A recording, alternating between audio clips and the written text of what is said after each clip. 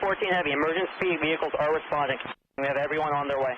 I'm really thankful to God, and things could have been much worse. Something goes terribly wrong on a flight from South Korea to San Francisco. We're deeply saddened by this incident, and our hearts and our friends are with our friends and our families of those that are affected. Some passengers are dead, some injured, with investigators left to figure out why Flight 214 crashed Saturday afternoon. At least 2 people are dead and several more are in critical condition after their plane crashed in San Francisco following a flight from Seoul that lasted more than 10 hours. Melanie Woodrow is at San Francisco Airport with the latest. Emergency crews stood watch over the wreckage of Asiana Flight 214 all night. The National Transportation Safety Board will investigate what went wrong.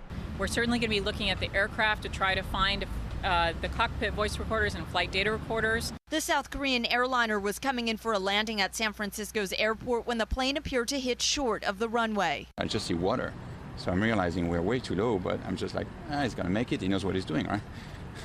And yeah, well, that wasn't the case. Somehow we hit the tarmac. Benjamin Levy was on board the flight and helped other passengers to safety when he opened an emergency escape hatch. He says he feels lucky to be alive. What saved so many lives, I think, today is the fact that there were no fire immediately. There was smoke coming out of the ground of the airplane, of course, but there was no fire. Water surrounds the runways here at the San Francisco International Airport, making this a particularly difficult place to land an aircraft. The FAA has classified it as a special airport, along with other airports worldwide that involve mountainous terrain or other special challenges. While we do not yet know what caused the plane to come down, we do know at least 2 potential causes have been ruled out.